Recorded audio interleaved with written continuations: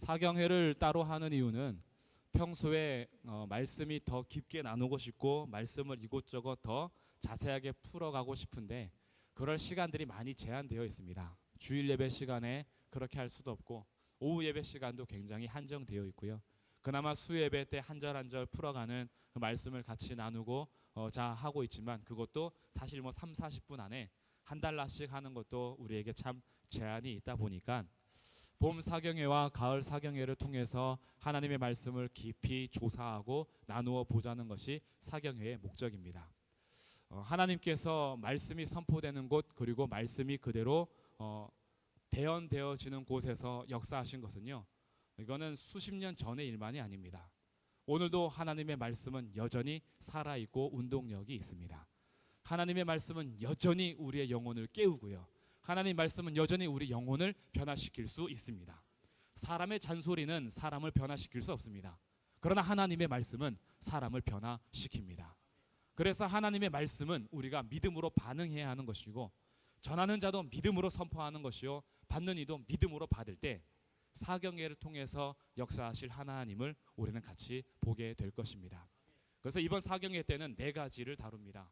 오늘은 왜 교회에 가야 하는가, 내일은 왜 기도해야 하는가, 토요일에는 왜 일을 해야 하는가, 그리고 주일에는 왜 주일인가. 이 4가지 주제, 그래서 why 왜라는 질문을 던집니다. 근데 사실 이 질문 자체가요 참신한 것이 아닙니다. 왜라는 질문이 던져진 것이 신선한 게 아니에요. 문제가 좀 있는 겁니다. 문제가 없으면 왜라는 질문을 안 던져도 돼요. 예를 들어서 오늘 아침부터 열심히 수고했는데 집에 돌아가는 길에 내가 왜 집에 가야 하지? 이게 좀 문제가 있는 거죠. 집에 가는 거 당연한 건데 집에 가면서 질문을 던져요. 내가 왜 집에 가지? 일 끝나고 다른 데 갈 데가 얼마나 많은데 내가 왜 집을 가고 있을까? 참신한 질문이 아니라 뭔가 좀 문제가 있는 거죠. 가야 할 곳을 가지 않는 겁니다. 연어가 강가에서 살다가 바다로 가서 크면은 다시 강으로 와요. 이게 자연스러운 회귀 본능입니다. 연어들이 그래요. 근데 연어가 바다에서 컸다가 자기가 태어난 강을 거슬러 올라가면서 내가 왜 굳이 거기를 가야 하지? 바다에서 그냥 알라면 안 되나? 이것은 참신하게 뭔가 고정관념을 깬 게 아니라 뭔가 그 안에 지금 문제가 생긴 겁니다. 공부하는 학생이 내가 왜 공부를 해야 되지? 내가 왜 학교를 가야 되지? 아침에 일어나서 그냥 내가 놀고 싶은 대로 놀면 안 되나? 왜 내가 굳이 학교를 가고 내가 공부를 해야 되지? 내가 해야 하는 일에 대해서 뭔가 문제가 생긴 거죠. 밥을 딱 먹는데 내가 왜 밥을 먹어야 되지? 지금 뭔가 문제가 있는 거예요. 건강에 문제가 있든가 아니면 밥 차려준 사람한테 뭔가 반항이 있든가 내가 뭔가 문제가 있어서 당연히 해야 하는 것에서 질문이 던져집니다. 오늘 여기 나와서 내가 왜 숨 쉬며 살지? 그냥 숨 확 참아버릴까? 코 막고 입 막고 버티면 그러면 갑니다. 질문을 던지고 그 문제 해결하다가 이제 가는 수가 있어요. 근데 이것도 자연스러운 것인데 왜라는 질문은 뭔가 거기에서 철학적인 부딪힘이 있다든지 아니면 내가 지금까지 지내온 무슨 삶에 뭔가 태클이 걸린 거예요. 그러다 보니 질문하기 시작합니다. 근데 이 질문이 굳이 나쁜 건 아니에요. 왜냐하면 이 왜라는 질문을 통해서 그 자기가 던진 질문에 해답을 찾아가기 시작하면 질문을 던지기 전보다 더 단단해질 수 있습니다. 학생이 왜 공부해야 되지? 라고 반항심으로 질문했다가 자기가 왜 공부해야 되는지 이유를 찾아냈을 때 그때 그가 공부하는 것은 질문을 던지기 전하고는 다를 겁니다. 내가 왜 집에 가야 되지? 질문을 던져놓고 집에 가야 하는 이유를 찾았을 때 집으로 돌아가는 발걸음이 이 질문을 해결하기 전과는 다를 거예요. 당연히 가는 거였는데 왜라는 질문의 답을 찾아서 집을 왜 가야 하는지 알았을 때 그때 그 마음은 완전히 발걸음이 다르죠. 밥 먹을 때 내가 왜 밥을 먹어야 되지? 라는 것에 대해서 질문을 던지고 답을 찾았을 때 그 답을 찾은 자는 밥 먹는 것도 달라질 겁니다. 내가 왜 지금 잠시 절식을 해야 되고 단식을 해야 되고 때로는 고기를 좀 금해야 되는지, 내가 왜 요즘에 채소를 많이 먹어야 하는지, 내가 왜 요즘에 빨간 과일이나 채소를 많이 먹어야 하는지, 자기의 건강을 진단하고 그 건강에 맞게끔 식단이 짜져 있을 때 이유를 알고 먹는 사람들은 그것을 기분 좋게 먹을 수가 있는 것처럼, 우리가 왜라는 질문이 처음에 자연스러운 것에 있어서 질문을 던지는 약간의 문제가 있지만, 이 문제를 다시 한번 꼬집어서 해결함으로 우리가 단단해질 수 있다라는 거죠. 그래서 질문을 던져본 겁니다. 왜 교회 가야 하는가? 이것이 끝나고 나서 교회 갈 필요가 없구나. 이렇게 되면 이제 이 사경회가 문제가 된 거예요. 왜 교회 가야 하느냐라는 질문에 사경회가 끝나고 나서 그래서 교회 가는구나. 이게 확인이 돼야 하기 때문에 정신을 똑바로 차리고 들으셔야 됩니다. 나중에 사경회 때 교회 안 가도 되는데 이렇게 나오시면 이거 목적이 이제 빗나가는 거예요. 그래서 교회에 왜 가야 하는지 질문을 던질 거고, 내일은 왜 기도해야 하는지, 그리고 아니 교회 생활 열심히 하고 신앙생활 열심히 하면 되지 뭘 굳이 세상에서 이렇게 열심히 일을 해야 하는가, 왜 일을 해야 하는지, 그리고 월화수목금토일 다 똑같은 주님의 날 아니냐, 근데 굳이 일요일을 왜 주일로 구별하여서 드려야 하는지, 이런 것들을 우리가 같이 왜라는 질문을 던지고 출발할 겁니다. 지금 여기 모이신 분들은 안 그러겠지만요, 오늘날 세대가 사실은 교회를 안 가려고 합니다. 믿음을 포기한 게 아니라 예수님을 믿기는 믿는데 교회는 안 가겠대요. 이런 사람들을 가나안 성도라고 합니다. 들어보셨어요? 가나안 성도? 가나안 좋은 거잖아요. 우리 요즘에 가나안 땅 들어가서 정복했잖아요. 근데 가나안 성도 그럼 좋잖아요. 근데 왜 교회 안 나가는 성도를 가나안 성도라고 할까요?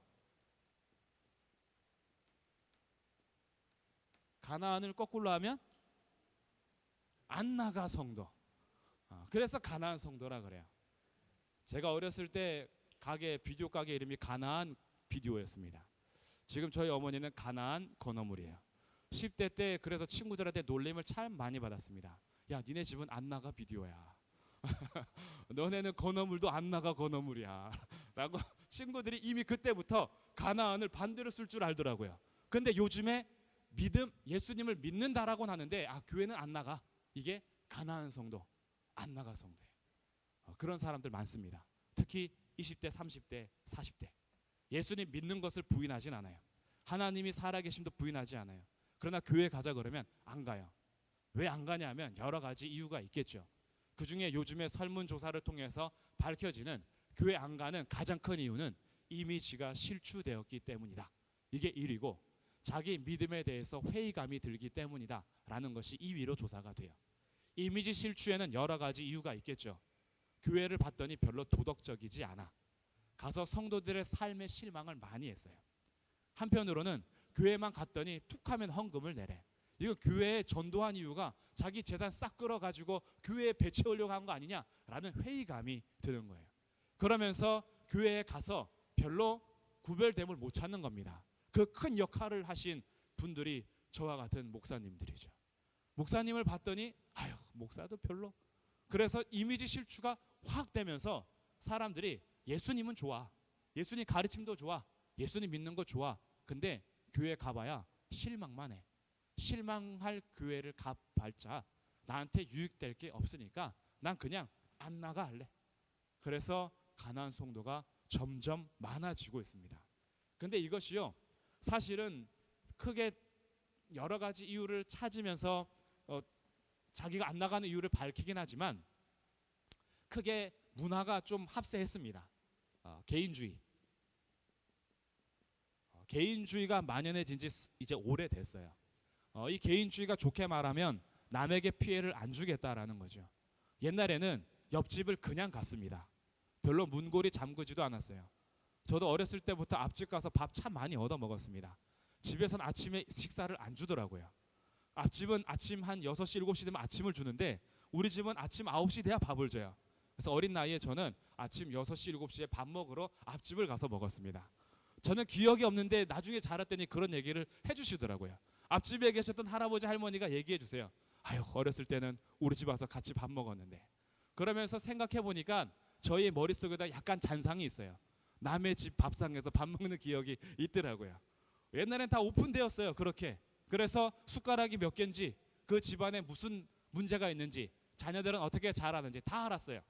근데 이것이 시대가 변하고 도시화가 되면서 그렇게 자주 찾아가고 남의 사정을 다 아는 것이 피해를 주는 일로 여겨졌어요.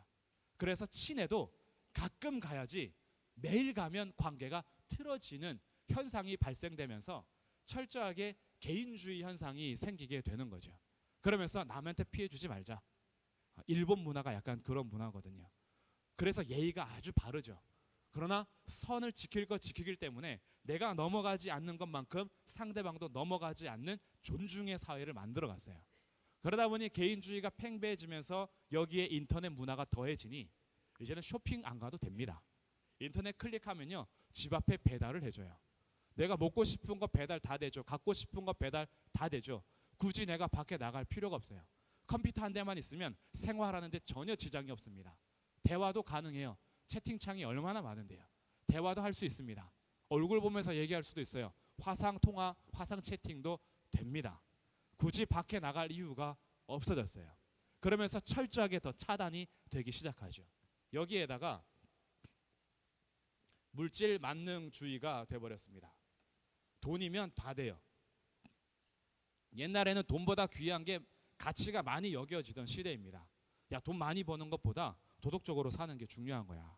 근데 어느 순간부터 도덕적으로 살아봐야 니만 바보 돼. 도덕적으로 살지 말고 돈 많이 버는 게 최고야. 그래서 불법과 불의를 자행하면서도 부끄러움이 없어요. 그냥 자기 스스로 자기가 채워갈 수 있는 것을 만족하면 되는 겁니다. 그렇게 해서 남한테 피해 안 주면 되잖아요. 내가 돈 버는데 남한테 피해 안 주면 되잖아요. 왜 내가 돈 버는데 뭐라 그래요? 내가 하고 싶은 거 하는데 왜 네가 참견이냐는 거죠. 너한테 무슨 피해를 많이 줬다고. 그러면서 개인주의와 물질 만능주의가 팽배한 사회 속에서 이 문화가 교회로 들어옵니다. 교회로 들어왔더니 교회 지지고 볶는 일이 너무나 많은 거예요. 그러니까 어떻게 돼요? 내가 왜 굳이 지지고 볶으면서 교회 생활해야 돼? 가. 내가 개인적으로 믿고 구원받아서 천국 가면 그만이지. 내가 뭐 굳이 교회 가서 볼 꼴 안 볼 꼴 다 보면서 마음 아프고 상처받으면서 왜 내가 신앙생활해? 안 하면 되지. 라고 개인주의 신앙이 팽배해지기 시작하죠. 그리고 물질 만능주의. 돈이 사실은 우상입니다. 돈이 수단이 아니라 돈이 목적이 된 시대예요. 돈이 하나님을 섬기고 이 땅에 내 가정을 섬기고 필요한 물질을 쓰는 것이 아니라 돈 버는 게 목적이에요. 어렸을 때부터 그래서 돌잡이 뭐 잡으라 그래요? 돈 잡으라 그래요. 왜? 돈 많이 벌으라는 거죠. 돈이 최고거든요. 그러니까 돈만 있으면 돼요. 돈만 있으면 다 해결할 수 있어요. 그리고 사랑도 돈으로 살 수 있다라고 여겨지는 시대. 아무리 네가 잘나봐야 돈 없으면 여자가 거들떠도 안 봐. 너가 아무리 예뻐봐야 돈 없으면 이제 남자들도 너하고 데이트 안 해. 멋지게 더치페이 해야지. 너가 한번 쐈으면 상대방도 쏴야지. 너 구질구질하게 돈 없이 그렇게 인생 살지 마 라고 하면서 돈이 다 되는 시대가 돼버리니 교회 안에서도 어떻게 됐어요? 돈 있는 사람이어야만 교회 생활 잘할 수 있다라고 여겨지는 거죠. 돈이 최고가 되는 거예요. 그러다 보니 헌금 강요하는 것이 마음에 안 들죠. 헌금이 무슨 의미 있는지는 생각도 안 해요. 헌금이 왜 드리는 건지, 헌금이 어떤 의미가 있는지 생각하는 것이 아니라 내가 돈 벌어서 내 생활하면 되는데 교회 갔더니 굳이 11조하라 그러고 굳이 일 있으면 뭐 또 헌금하라 그러고 작정하라 그러고 내가 왜? 그러면서 굳이 성도가 교회 나갈 이유가 없는 거예요. 왜? 죽어서 천국 가는 확신이 있는데 나는 이제 이렇게 살다가 예수님 믿는데 나는 믿으니까 죽으면 천국 가는데 굳이 왜 내가 교회 가서 나랑 스타일도 안 맞는 사람들하고 지지고 볶으면서 내가 왜 살아야 돼? 이러니까 가난한 성도가 많이 생긴 겁니다. 아까 말씀드렸듯이 여기에는 그런 분이 없어요. 여기 그러면 안 나오거든요. 굳이 사경에 나올 이유가 없잖아. 피곤해 죽겠는데 왜 자꾸 내 개인적인 삶에 터치가 들어와. 그냥 일정한 시간에 가서 예배 드리고 오게 그냥 냅둬. 왜 평일에도 굳이 내가 나오도록 해? 개인주의가 만연해 있으면 교회에서 뭘 해도 관심이 없습니다. 사실 관심이 없어요. 남한테 피해 안 주면 되고요. 내가 남한테 피해 안 주듯이 교회 누군가가 나한테 피해 주지 말라는 거예요. 그래서 교회 깊이 안 들어갑니다. 괜히 발 들여놨다가 상처받을 것도 싫고 내가 참견하는 것도 싫고 그러면서 교회가 점점 더 모이기가 슬슬 폐해지기 시작하는 거죠. 그러면서 이런 영향들이 목회자들에게도 그리고 신학자들에게도 영향이 끼쳐지면서 교회에서 성도들 너무 많이 모이게 하지 마라. 주일에도 예배 그냥 딱 깔끔하게 한 번 드리고 9시에 모여서 10시까지 딱 드리고 자유시간을 줘. 안식 좀 하게. 어떠세요?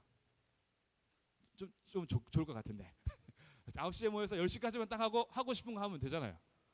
성도들이 기뻐하죠. 그리고 우리 교회는 깨어있어. 우리에게 진짜 안식을 주는 교회야. 그리고 이제 책도요 11조 폐지되는데 왜 한국 교회만 11조를 굳이 걷어들이느냐. 아주 멋지게 성경을 해석하면서 책들도 진짜 많이 나옵니다. 한번 관심 있으면 인터넷에서 쳐보세요. 11조를 드리는 교회를 이상하게 만들어놨어요. 11조를 드리는 성도를 이상하게 만들어놨고 율법주의자처럼. 그렇게 해서 이제 우리 교회는 목사님이 미국에서 유학해서 오신지 굉장히 나이스해, 심플해. 11조 그거 다 구약에 폐지된 거래. 예수님이 십자가에서 모든 율법을 이루셨는데 한국 교회가 돈 욕심이 많아가지고 11조 그거 계속 자기 거 챙기는 거래. 그럼 이제 이런 글을 읽으면 어떻게 돼요? 이런 말을 들으면 와, 그 목사님 깨어 있어. 그리고 막 이제 존중해지기 시작해요. 왜? 자기가 우상으로 섬기는 물질을 교회에 안 내도 되거든요. 그러면 거기 좋아하는 거예요. 박수 치는 거죠. 그러면서 교회의 신앙은요 점점 성경적으로 신앙이 세워지는 것이 아니라 사회에 물들어가면서 사회 사람들이 좋아하는 대로의 신앙으로 많이 감싸집니다. 그러면서 가나안 성도가 많이 생긴 거예요. 과연 가나안 성도가 진짜로 믿음 생활을 하는 사람인지는 이거는 우리가 따질 문제는 아니고 사회 현상 자체가 그렇다라는 거예요. 교회 안에서도 그래서 믿기는 믿는데 나 성도긴 성도인데 교회는 안 나가. 그래서 오늘 다시 질문을 던지는 겁니다. 그러면 우리는 왜 교회 가야 하느냐라는 거죠.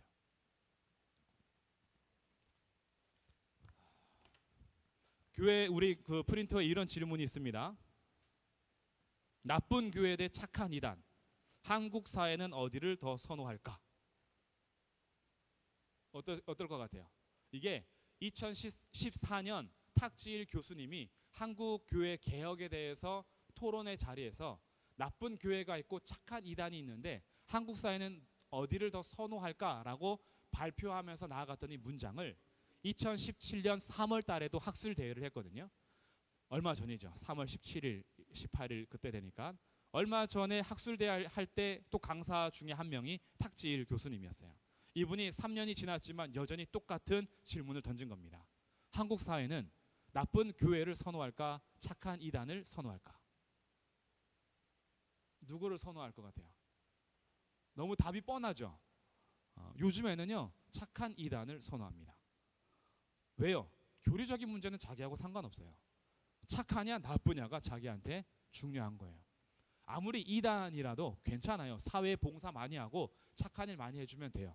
그래서 한국 교회는 도덕에 대해서, 윤리에 대해서, 삶에 대해서는 놓쳐갔는데 이단들은요 사회 봉사 단체가 정말 많이 생겼습니다. 그래서 그 사회 단체가 사실 들어가 보니 이단이 하는 곳이에요. 그런데 진짜 많아요. 대학교 안에도 이미 뿌리를 많이 내려 있고요. 그리고 고등학교 학생들 자원봉사 이런 거 있잖아요. 그거 잘 알아보고 가야 합니다. 봉사 활동에서 이미 주름 잡고 있는 사람들이 이단들이 정말 많아요. 그래서 인식이 어떻게 돼요? 교회가 나쁜 놈이에요. 저렇게 착하게 봉사하는 저기를 왜 이단이라고 난리 치냐 이거죠. 하나님의 교회가 얼마나 사회봉사를 많이 하는데 이 기독교회는 하나님의 교회 이단이라고 막 뭐라 그래.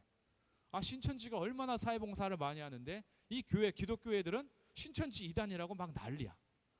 니네나 똑바로 하세요. 이게 한국 사회의 관점이에요. 한국 사회는 착한 이단을 더 선호합니다. 그러다 보니 우리 교회들도 개혁을 하려고 했어요. 개혁을 하려고 했는데 어떻게 개혁을 하려고 했냐 하면 착하게 살자. 이게 개혁의 초점입니다. 그래서 어떻게 해요?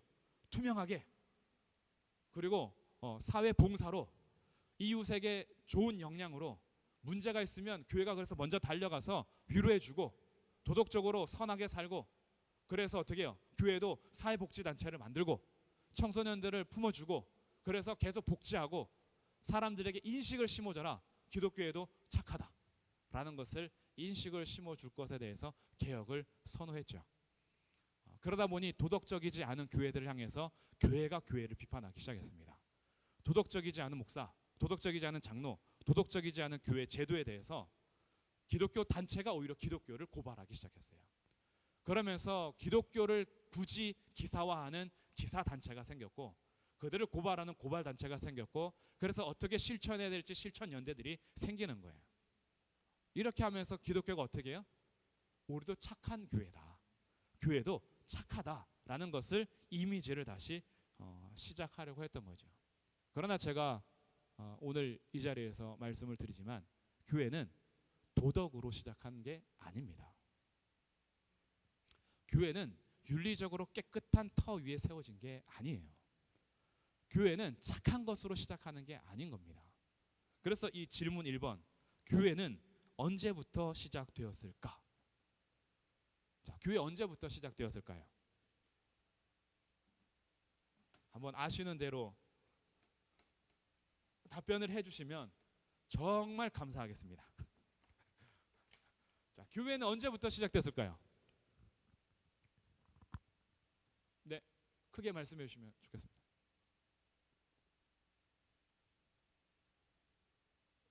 아담 창조서부터. 에이, 아담 창조 너무했다 하시는 분. 자, 다음 분. 교회는 언제부터 시작이 됐을까요? 사도행전에서 초대교회.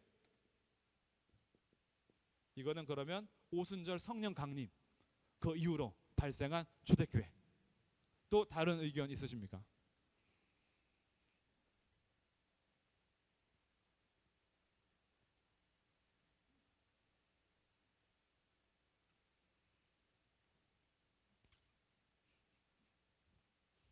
없으세요? 뭐? 하와요?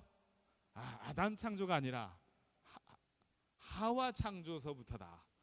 하와 창조부터 교회가 출발을 했다. 네. 우리 집사님께서 평소에 여자를 무시하는 것 같지만 오늘의 발언을 봐서 결코 그러지 않는다는 사실. 하와가 창조될 때부터 교회가 출현했다. 네. 네, 가정이 이렇게 가정이 되면서 출현했다. 신학적인 나름대로의 이제 의견이 있으십니다. 또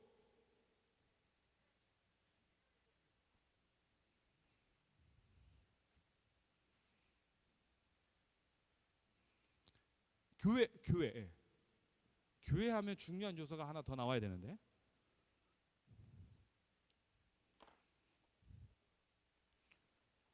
네. 막 속에서는 근질근질한데 막 이렇게 말씀을 잘 못 하시겠죠. 예수님 뭐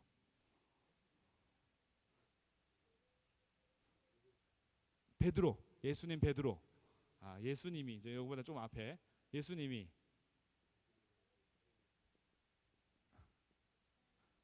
베드로에게 옆에서 전사님이 가르쳐주니까 잘 들어야지. 베드로의 신앙 고백 맞아?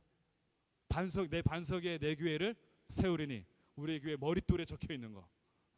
음부의 권세가 이기지 못하리라. 신앙 고백 마태복음 16장 16절 말씀부터 교회가 출발했다. 자, 그러면 이제 우리 다수결의 원칙으로 답을 정하도록 하겠습니다. 나는 아담 창조서부터 교회가 출현했다고 생각하시는 분? 네, 그렇죠. 나오셨죠. 아담과 하와를 창조할 때부터 교회가 출발했다. 집사님 의견 내셨으니까 집사님은 들으셔야죠. 네. 자, 예수님이 베드로에게 신앙을 고백받았던 이때부터 교회가 출발했다. 네, 한 3분 들으셨습니다. 사도행전 초대교회 때부터 교회가 출발했다. 한 4분, 5분, 네, 5분 정도. 나머지는 그 뭐야? 모르겠다. 교회가 언제 시작된지 나는 모르겠다. 자, 가장 가깝게는요. 교회 하면은 뭐가 해결이 돼야 돼요? 교회 하면 해결되고 모여야 하는 겁니다. 교회라는 말 자체는요. 교회라는 것은 구별된 자들의 모임이에요. 구별된 자들의 모임. 그러면 구별된 자들의 모임할 때 이 구별은 어떻게 되는 거예요? 구별은 죄가 씻어져야 되죠. 우리 죄는 어디서 씻기는 거죠? 예수 그리스도의 십자가. 그렇죠?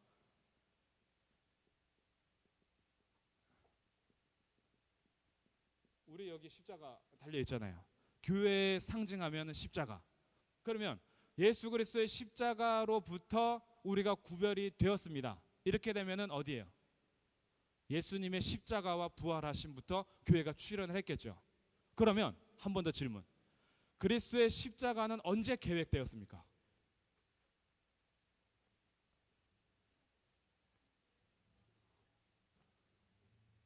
자, 창조 후, 창조 전. 창조? 자, 이제 의견이 갈립니다. 자, 나는 창조 후에 십자가가 계획되었다. 창조 후, 죄 짓고 나서 그 얘기 말씀하시는 거잖아요, 그렇죠? 네, 의견을 솔직하게 표현해도 괜찮아요. 우리 다 어차피 잘 몰라요. 자, 그러면 손 내리시고 창조 전에 십자가가 계획되었다. 네, 그러면 우리 기은이는 왜 창조 전이라고 생각하세요? 네, 거기 써 있어요? 어디에 써 있어요? 네, 역시 눈치라도 빠르면 정답에 가까울 수가 있어요. 자, 창세 전이라는 것이 어디 기록되어 있어요? 에베소서 1장 3절 4절 읽어보겠습니다. 프린트에 있죠? 시작.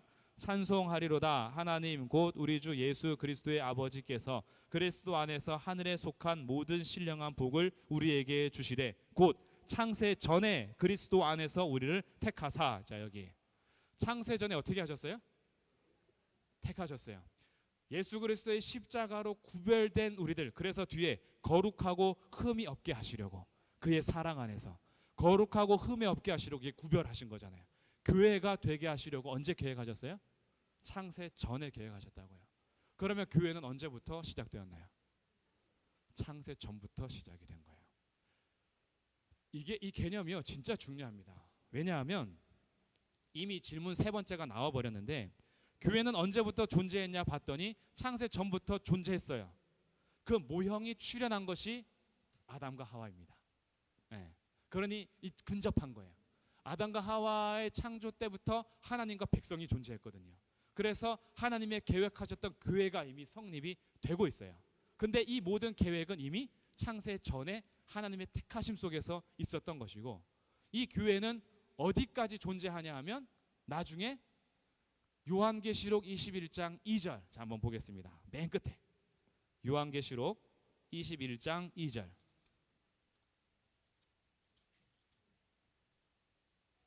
우리 교회의 한자를 풀어 해석한 그 단어. 자, 21장 요한계시록 21장 2절 말씀.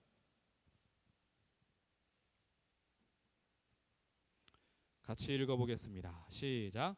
또 내가 봄에 거룩한 성 새 예루살렘이 하나님께로부터 하늘에서 내려오니 그 준비한 것이 신부가 남편을 위하여 단장한 것 같더라.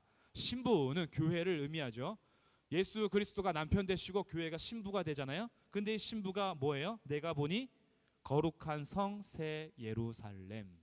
이게 우리 신성이잖아요. 우리 신성은 새로운 신자다의 성성자, 새로운 성. 우리 옛날 이름 새 예루살렘 교회. 새 예루살렘 교회를 신성교회로 한자로 바꾼 거잖아요. 그렇죠? 제가 그렇게 알고 있습니다. 그래서 우리는 신성 기업이라든가 신성 대학이라든가 이런 데하고 한자가 달라요. 우리의 신성은 새 성, 새 예루살렘 성을 의미하는 거예요. 그래서 지금 이 거룩한 성 새 예루살렘이 하나님께로부터 하늘에서 내려옵니다. 그러니 교회는 지금 어디까지 존재하고 있어요? 이미 하늘에서 완성된 모형으로 내려오고 있잖아요. 그러니 교회는요, 창조 전에 이미 계획되어서 존재했던 교회가 이 세상의 심판이 끝나고 나서 영원까지 존재하는 것이 교회입니다. 이게 교회예요. 교회가 왜 세상의 그 모든 기관과 다르냐? 교회는요, 세상이 있기 전에부터 시작돼서 세상이 끝난 다음에도 존재하는 거예요. 이게 교회라는 겁니다. 교회는요, 그 영광스러움이 어마어마한 겁니다. 그 교회의 일원이 되신 것을 축하드립니다. 창세 전에 계획되어서 영원까지 이어질 교회의 일원이 된 건요, 세상의 그 어떤 대기업에 들어가서 회장직을 하는 것보다 훨씬 더 영광스러운 겁니다. 왜냐하면 감히 말하지만 삼성도 없어집니다. 애플도 없어집니다. 구글도 사라질 거고요. 세상을 주무르고 있는 어떤 기업 단체들도 세상이 끝나는 날 다 없어질 겁니다. 회장직에 있어봐야 세상이 끝날 때 같이 없어지지만 교회는 세상이 있기 전부터 존재하여 세상이 끝난 다음에도 존재하는 거예요. 영원한 공동체의 일원이 된 것을 그래서 축하드립니다. 우리 진심으로 우리 옆에 성도들에게 축하의 메시지를 하겠습니다. 축하합니다. 네.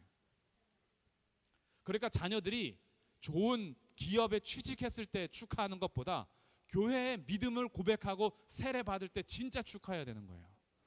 진심으로 자기의 믿음을 고백하는 신앙생활을 할 때 그것만큼 축하할 일이 사실은 세상에 비교해도 없어요.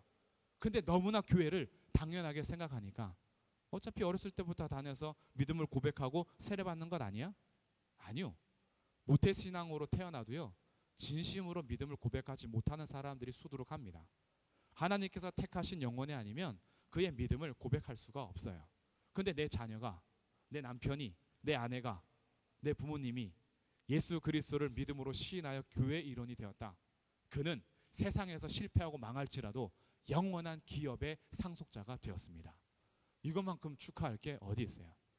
그래서 오늘 우리 이번 주 주일 주보에도 실렸지만 아우구스티누스가 고백할 때요, 자기를 위해서 기도해 준 어머니를 그렇게 감사하지만 자기가 나쁜 길로 갈 때에 하나님께로 돌아오고자 오게 하는 데 관심이 없었던 아버지에 대해서는요, 신랄하게 비판합니다. 아버지는 내가 주님과 만나고 친밀해지는 것에는 관심이 없었다. 아버지의 관심은 내가 세상에서 좋은 웅변가가 되어서 수사학으로 발달하고 좋은 사람이 돼서 좋은 교수가 되어서 세상에서 영광 받는 것에만 관심이 있었다. 그래서 내가 도덕적으로 타락하고 하나님의 교회를 떠나고 만이교회에 빠져 있을 때에도 우리 아버지는 관심 없었다. 내가 세상에서만 잘 나가면 됐다라는 거예요. 어머니도 처음에는 그랬습니다. 어머니도 처음부터 그의 영혼을 위해서 간절하게 기도하지 않았어요. 어머니도 그가 세상에서 잘 되길 바랬던 거예요. 오늘 믿음의 부모들이 얼마나 이런 분들이 많습니까?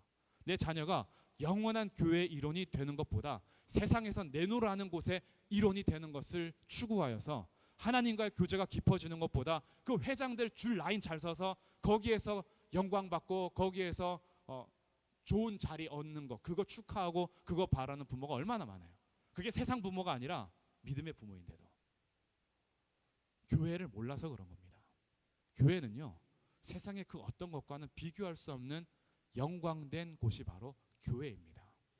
교회는 창세 전에 시작이 되어서 세상이 끝난 다음에도 새 예루살렘 성이 존재하는 것처럼 교회는 영원한 거예요.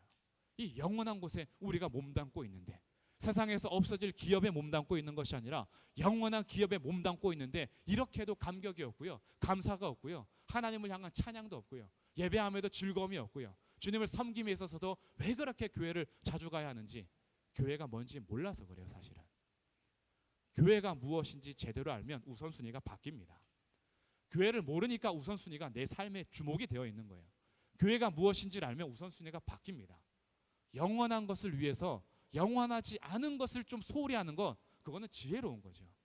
그런데 영원하지 않은 것을 위해서 영원한 것을 소홀히 하면 그게 어리석은 거죠.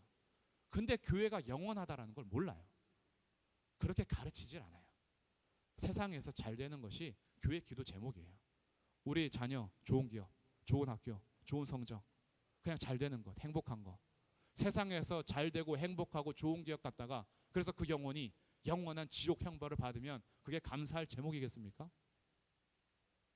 세상에서 성공의 길을 탄탄하게 걷다가 하나님 모르고 사는 그 자녀가 나중에 지옥에서 울부짖을 때 그것이 부모의 감사겠어요?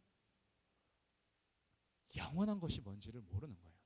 교회가 얼마나 소중한지 모르니까 세상과 싸움에서 피 터지는데, 그 피 터지는 것에서 교회를 선택하는 것이 아니라 세상을 선택하게 만드는 거죠. 교회가 뭔지 몰라서 그래요. 그러면 교회를 조금 더 살펴보겠습니다. 교회가 언제부터 시작이 되었는지 다시 한번 볼 때 에베소서 2장을 보겠습니다. 자, 에베소서 2장.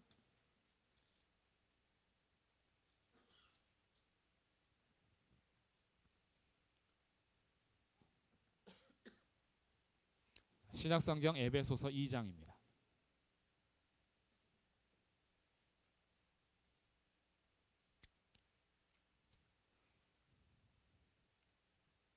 이 장 1절부터 3절까지 같이 읽어보겠습니다. 에베소서 2장 1절부터 3절 시작.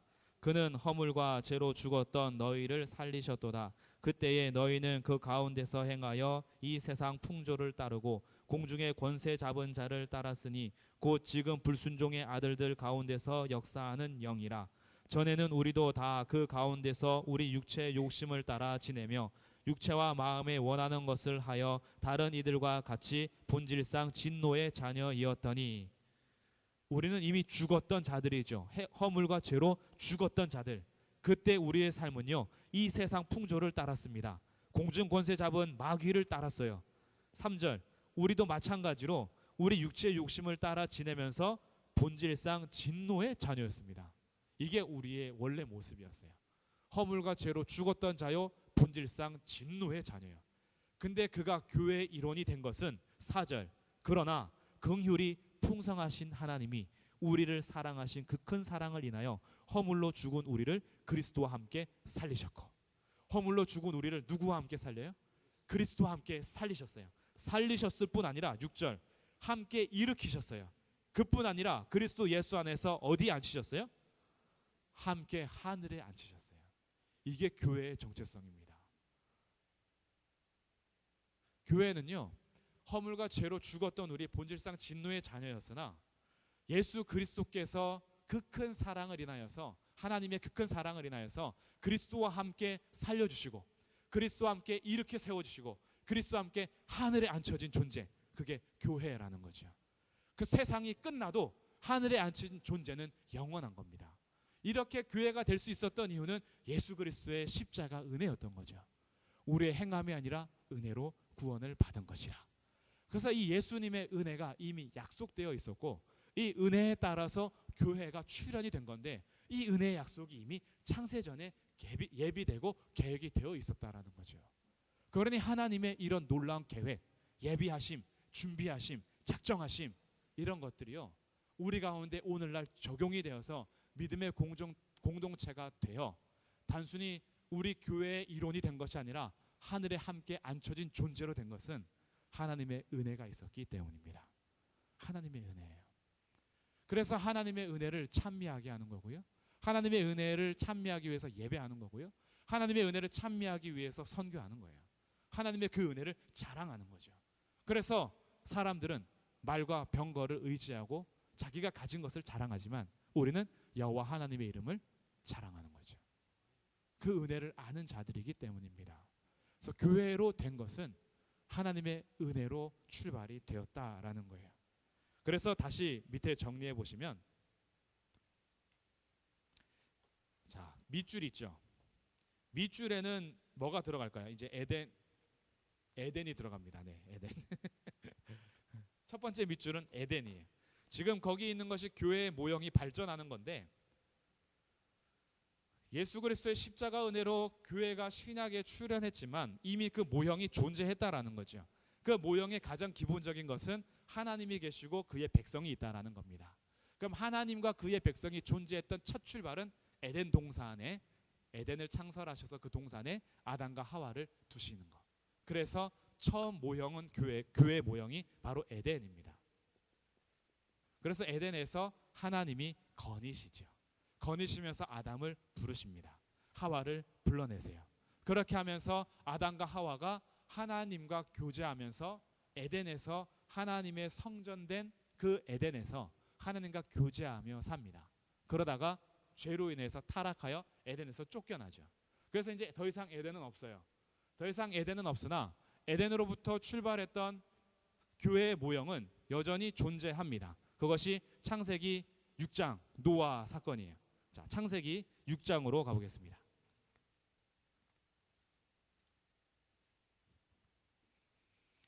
자, 이제 성경을 하나씩 찾아보면서 조금 더 깊이 이제 나누는 거예요.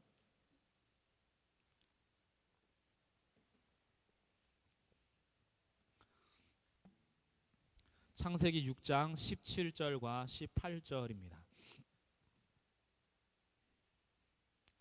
창세기 6장 17절 18절 함께 읽어봅니다. 시작. 내가 홍수를 땅에 일으켜 무릇 생명의 기운이 있는 모든 육체를 천하에서 멸절하리니 땅에 있는 것들이 다 죽으리라. 그러나 너와는 내가 내 언약을 세우리니 너는 내 아들들과 내 아내와 내 며느리들과 함께 그 방주로 들어가고. 하나님께서 죄로 인하여서 심판을 하시는데 육체에 있는 모든 것들이 멸절할 겁니다. 그런데 누구를 살려주시죠? 18절에서 너와 내 아들들, 내 아내, 그리고 며느리들, 노아의 가족을 살려줍니다. 노아의 가족은 노아가 있죠. 노아의 아들이 몇 명이죠? 셈과 함과 야벳이죠. 그리고 노아의 아내, 셈 아내, 함 아내, 야벳 아내 몇 명이에요? 8명이죠.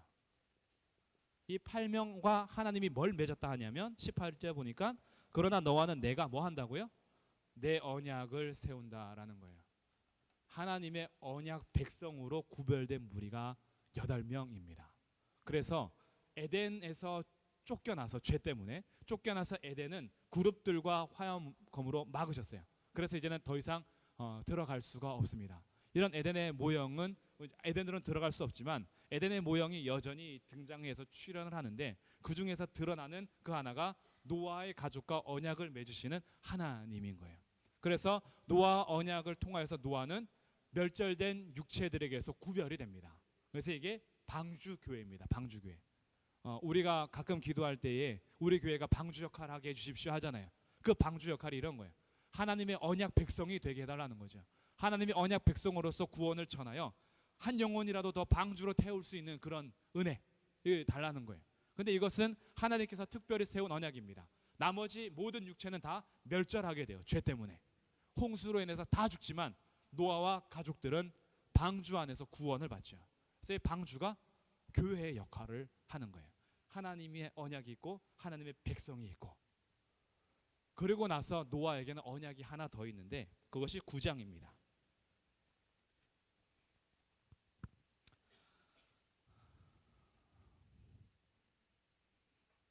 9장 9절부터의 말씀이에요.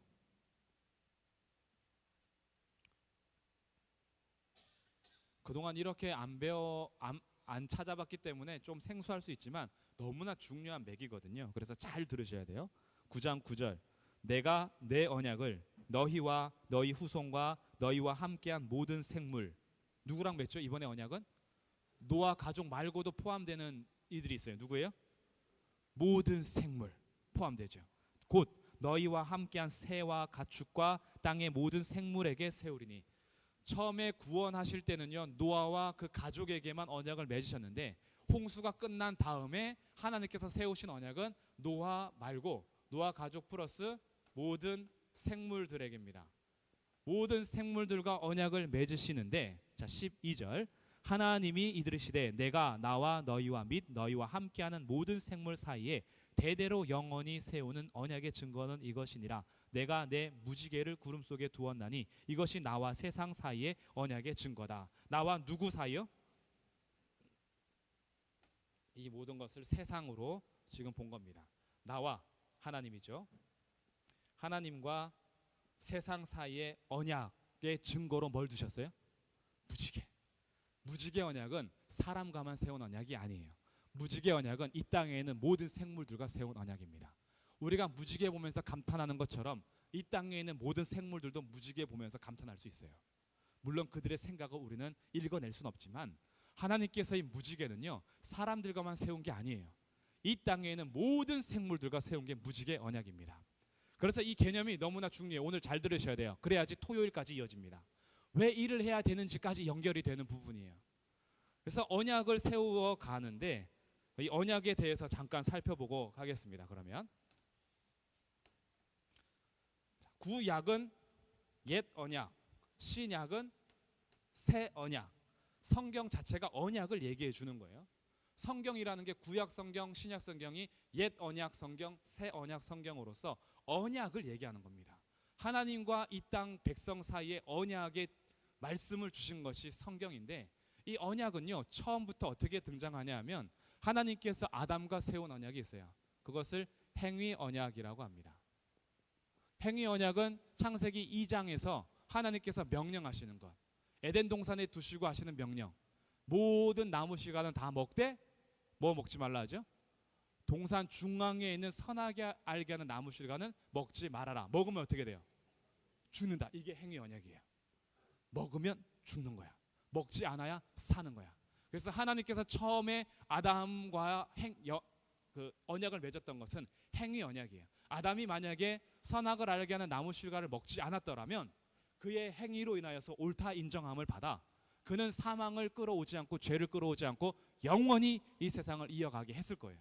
하나님의 처음에 영원한 계획대로. 물론 그 앞서서 하나님께서 이미 창세전에 택하신 하나님의 언약이 있지만 아담과는 처음에 행위 언약을 맺었어요. 근데 이것을 실패합니다. 그래서 하나님께서는 이제 이 땅의 백성들을 구원하기 위해서 행위 언약을 하지 않으세요.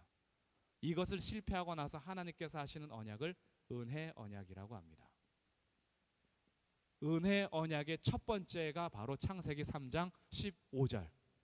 내가 너로 여자와 원수가 되게 하고 너의 후손도 여자의 후손과 원수가 되게 하리니 그는 너의 머리를 상하게 할 것이요 뱀의 후손 너의 후손은 여자의 후손의 발꿈치를 상하게 할 것이다.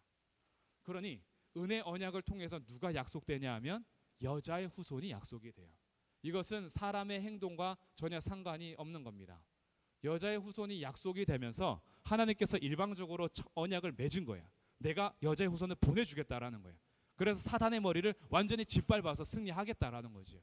사람이 뭘 해서가 아니라 사람이 죄를 지은 가운데 약속하신 언약입니다. 죄를 지어서 서로 막 죄를 전가하고 있을 때 저 여자가 주셔서 하나님이 내게 준 저 여자가 나한테 먹으라고 줘서 그래서 먹었습니다. 하와 여자는 그러죠. 뱀이 하나님이 창조한 뱀 아니에요. 그 뱀이 나한테 줘서 제가 먹었습니다. 서로 죄를 전가하기 바쁘는 그런 상황에서 하나님이 직접 찾아오셔서 죄를 정확하게 알려주신 다음에 너희가 똑바로 살지 못했던 행위 언약은 하나님께서 버리시고 먼저 은혜를 베푸신 거예요. 그래서 은혜 언약을 체결하시는데 이 은혜 언약이 크게 두 가지로 나누어집니다. 그것이 노아 언약과 아브람 언약이에요.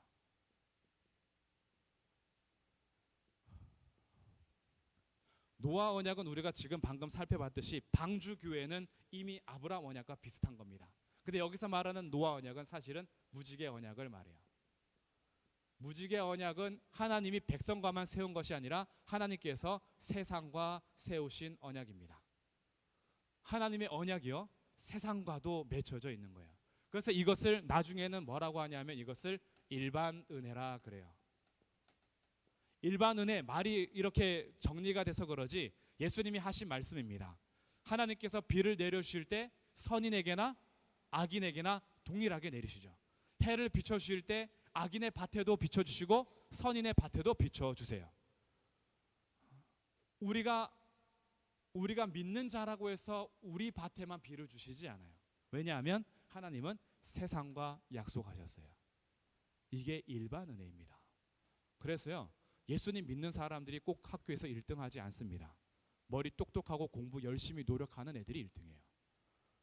이것은 하나님의 일반 은혜 속에서 이루어지는 거예요. 내가 콩 심어놓고 열심히 밭을 갈고 물을 주고 수고해야지 콩의 열매를 많이 맺지, 콩 심어놓고 아무것도 안 하고 기도 열심히 한다라고 해서 그 콩이 많이 맺혀지는 게 아니에요. 하나님은 그렇게 일하지 않습니다. 하나님은 이 땅 가운데 콩 심으면 콩 심은 데 콩 나고 팥 심은 데 팥 나고 열심히 노력하는 자가 얻도록 하신 거예요. 땀을 흘리는 만큼 얻도록 하신 거예요. 그래서 이것을 토요일에 왜 일을 해야 되는지 다시 아담서부터 노아 연결해서 갈 거예요. 그래서 이거는 토요일 날 더 나누도록 하고, 이거하고 구별된 오늘 중요한 언약이 뭐냐면 아브라함 언약이에요.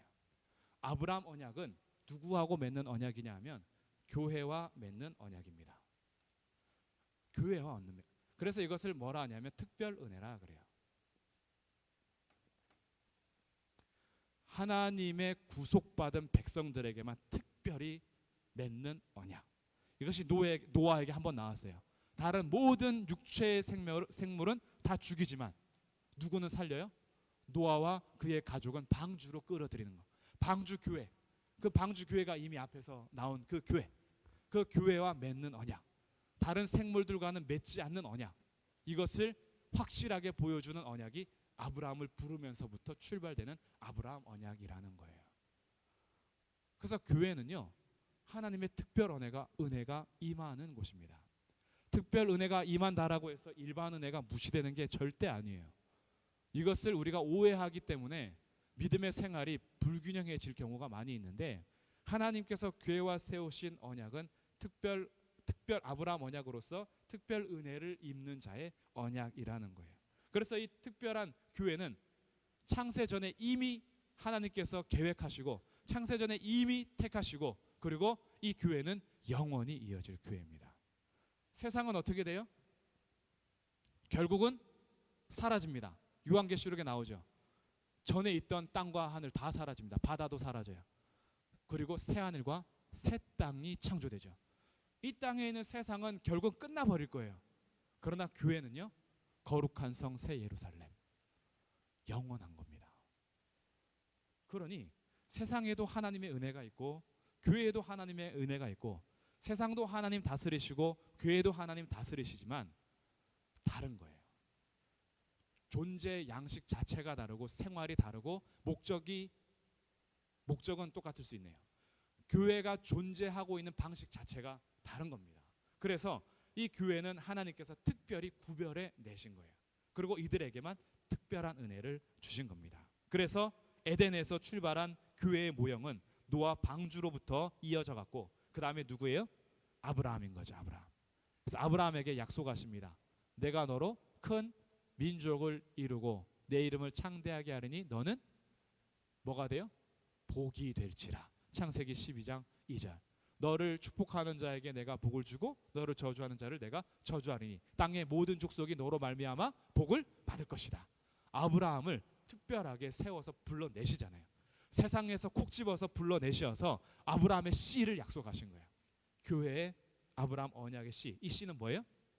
여자의 후손이죠. 처음부터 약속하셨던 여자의 후손에 대한 씨를 아브라함하고 약속하신 겁니다.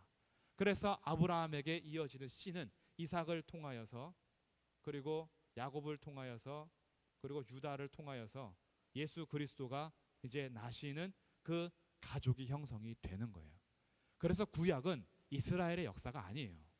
구약은 지금 중동 지방 이스라엘의 역사가 아닙니다. 오해하시면 안 돼요. 구약은요, 하나님 백성의 역사예요. 하나님의 백성들의 역사로서 우리가 구원받을 씨가 이미 약속되어서 출현한 것이 아브라함이에요.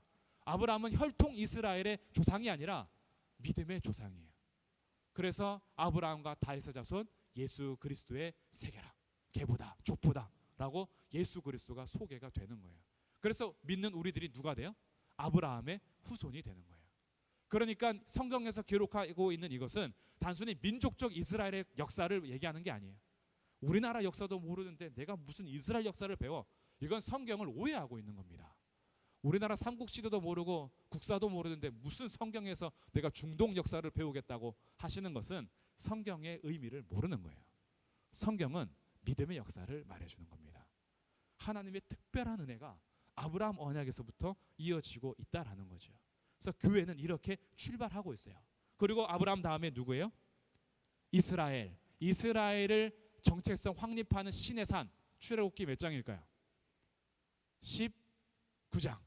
출애굽기 19장 5절과 6절 같이 찾아서 읽어보겠습니다.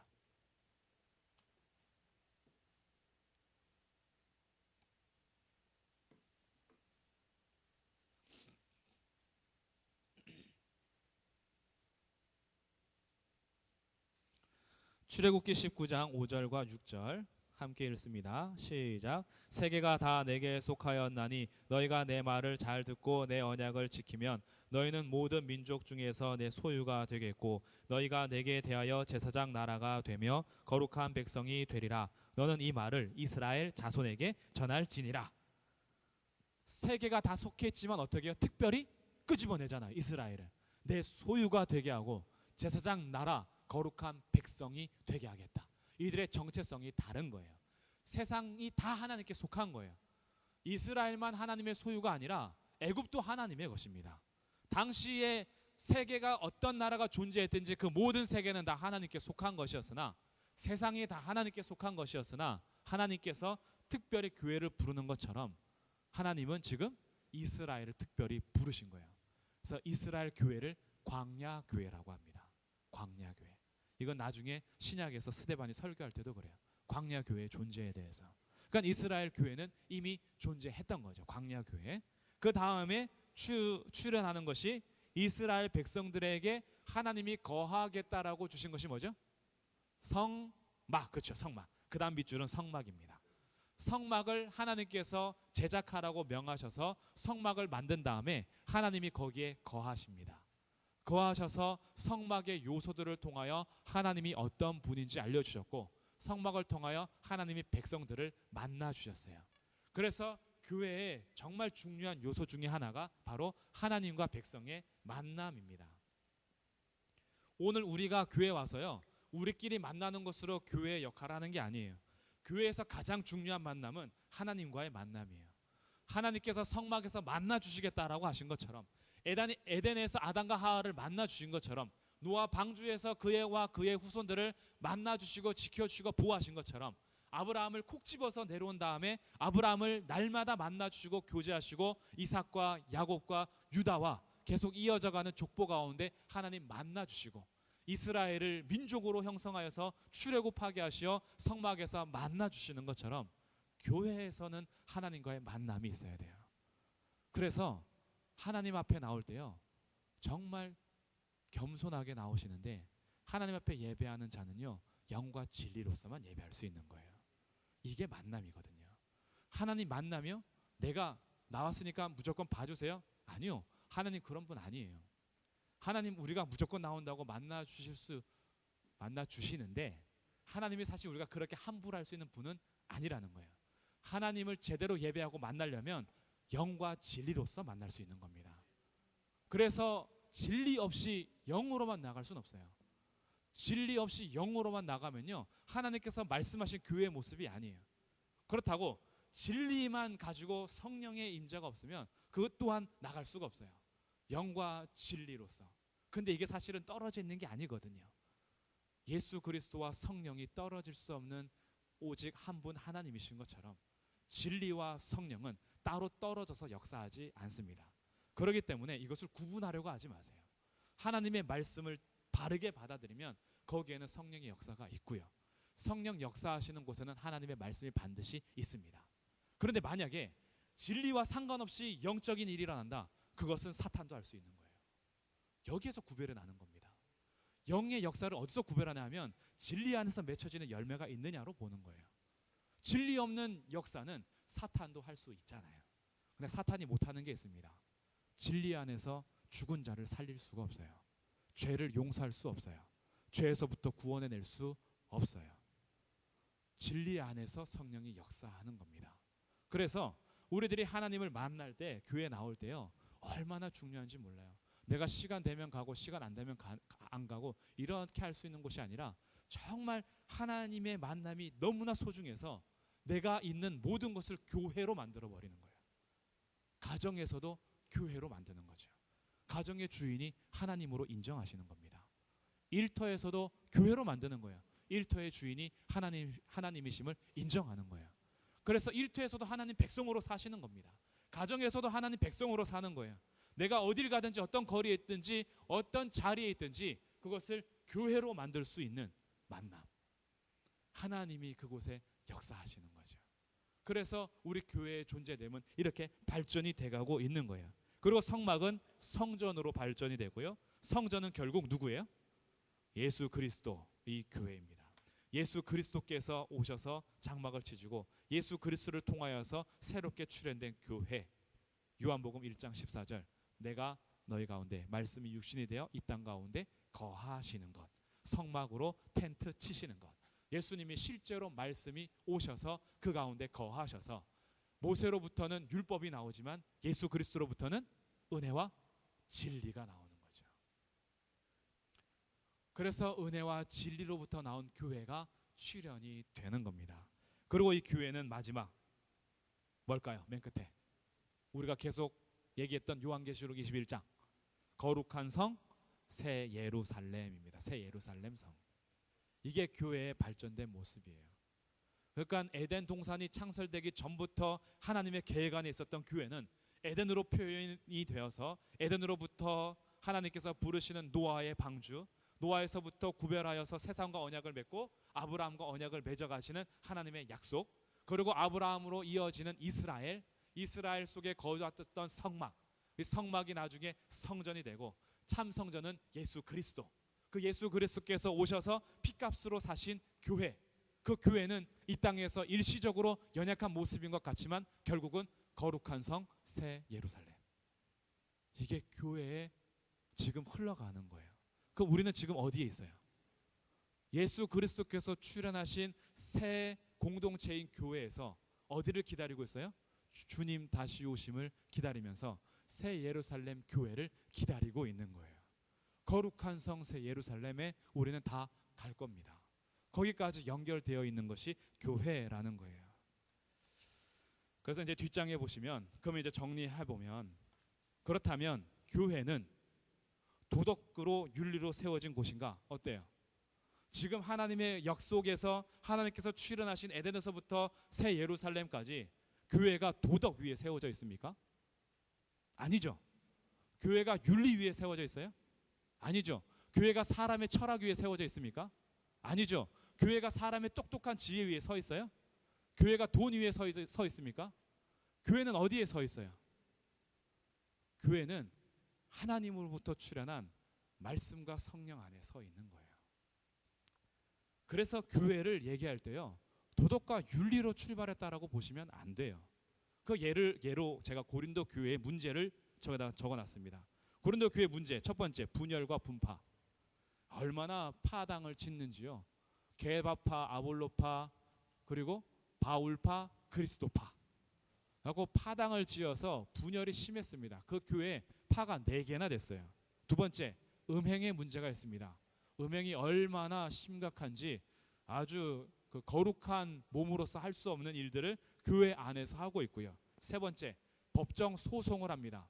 서로 하나님의 말씀이 법 위에 서 있다라는 것을 알지 못한 채 하나님의 말씀으로 서로 해결을 못하니까 법원에 가서 판결을 맡길 수밖에 없는 도덕적인 타락이 있는 거예요. 네 번째, 결혼 문제. 처녀가 어떻게 해야 되는지, 남자가 결혼하고 여자가 시집가면 어떻게 해야 되는지 결혼에 대한 문제. 다섯 번째, 우상 제물에 대한 문제와 우상의 문제. 여섯 번째, 주의 만찬에 대한 문제. 일곱 번째, 은사의 문제. 은사를 하나님께서 주셨는데 귀하게 쓸 줄 몰라요. 은사의 목적대로 쓰는 것이 아니라 은사를 자기 욕심대로 쓰는 거죠. 그러니 사랑이 하나도 없어요. 여덟 번째, 그리스도의 부활과 몸의 부활에 대한 이해를 하지 못해요. 이런 교회 다니고 싶으십니까? 다시 질문해 볼게요. 이게 교회입니까? 이런 게 교회예요? 교회 안에 파당이 있어서 맨날 싸우죠. 성찬을 얼마나 더럽히는지 파끼리 모여가지고 다른 파 사람들이 성찬 먹을까봐 미리 모여가지고 성찬 다 먹어버리는 거죠. 그래서 야, 아볼로파가 먹기 전에 우리가 먼저 모여. 예배 시간 언제야? 11시? 우리 9시에 모여. 9시에 모여서 성찬 다 해버려. 이러면서 성찬을 막 멸시하고 있으니 이게 교회예요? 교회 안에 음행의 사건이 많고요. 말씀이 권위가 없으니까 말씀으로 성도가 치리가 안 되는 거예요. 그러니까 어떻게 해요? 법정 소송 가야죠. 세상의 법에 맡겨서 해결할 수밖에 없는 이게 교회입니까? 우상의 재물 문제 가지고 서로 싸우고 있죠. 은사는 서로 잘났다고 하고 있죠. 그러면서 사랑은 하나도 없고. 이런 교회 읽으니까요 가끔 위로가 돼요. 초대교회에도 이런 교회가 있었구나. 우리가 볼 땐 이거 교회 아니잖아요. 세상에서 얼마나 뉴스거리입니까? 고린도 교회 오늘도 음행의 사건이 있었습니다. 고린도 교회 오늘도 파당지어서 싸우는데 주의 성찬을 어떤 사람은 먹고 취하고 어떤 사람은 못 먹어서 소송을 걸고 있습니다.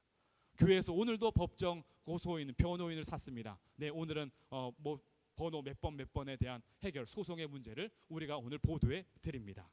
네, 이들이 지금 결혼 문제가 몰라가지고 어떻게 해야 될지 알지 못하는 상태에 있습니다.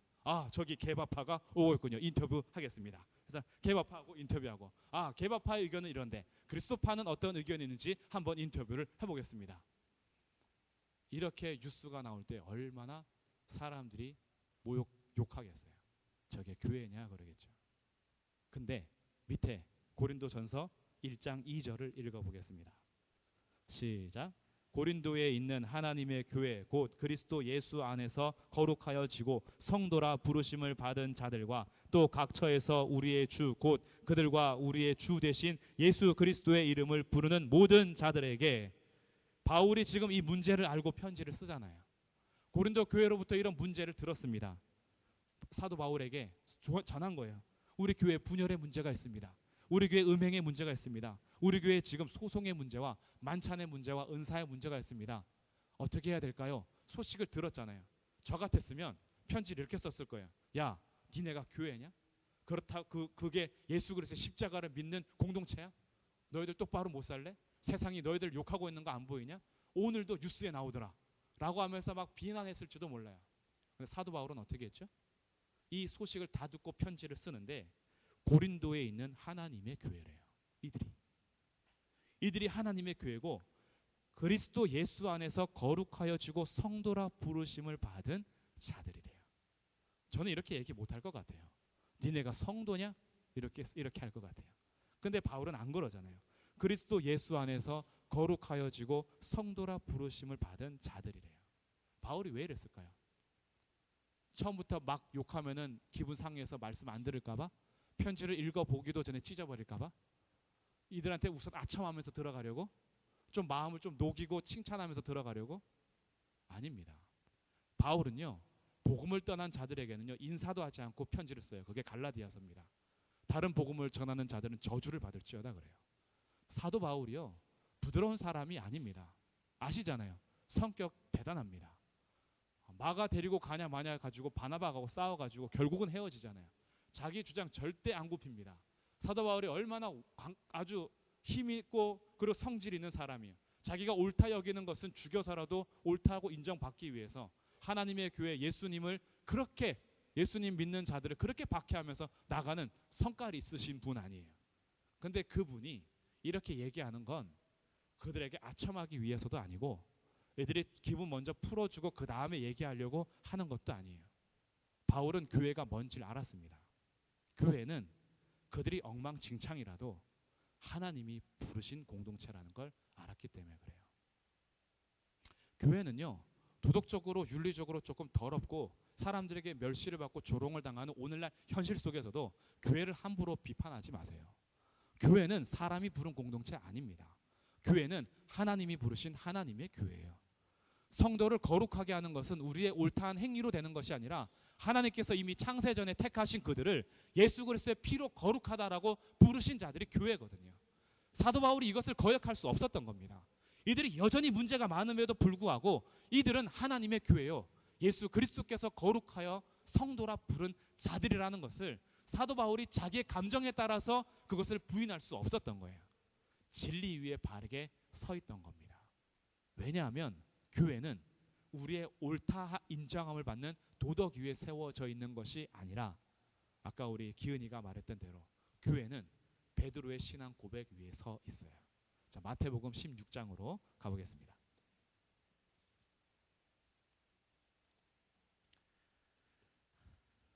마태복음 16장 16절입니다.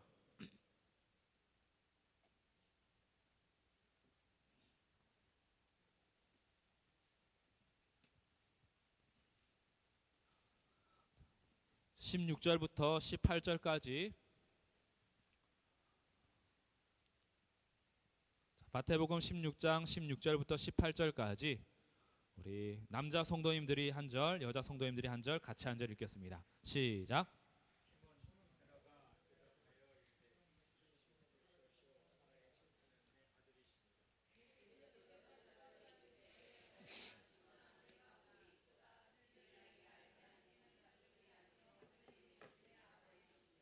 또 내가 내게 이르노니 너는 베드로라. 내가 이 반석 위에 내 교회를 세우리니 음부의 권세가 이기지 못하리라. 아멘.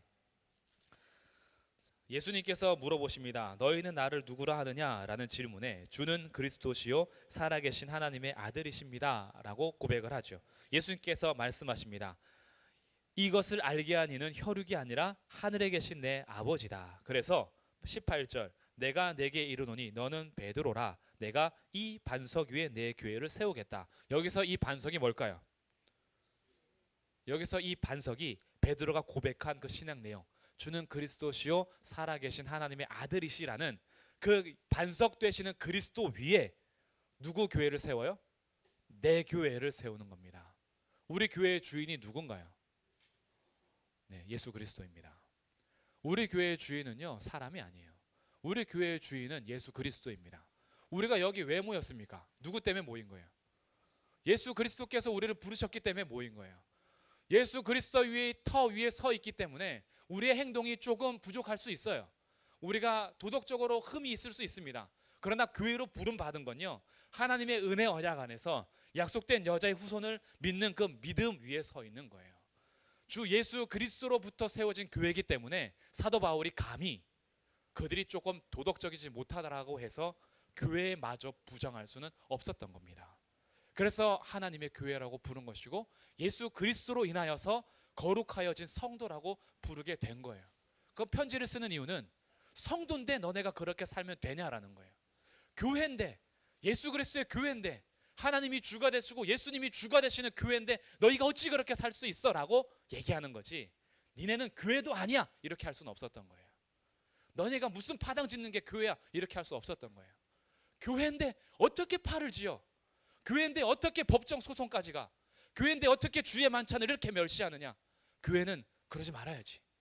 어떻게 우리가 교회가 되었는데, 창세 전부터 택하심을 받아 예수 그리스도께서 피값으로 사셔서 우리가 교회가 되었는데 여전히 옛 성품대로 살아서야 되겠느냐? 여전히 옛날 그 모습 그대로 살아서야 되겠느냐? 그러면 안 되지 않느냐? 교회답게 살아라. 빛의 자녀면 빛의 자녀답게 행해라. 이것이 바울이 써가는 편지였던 거예요.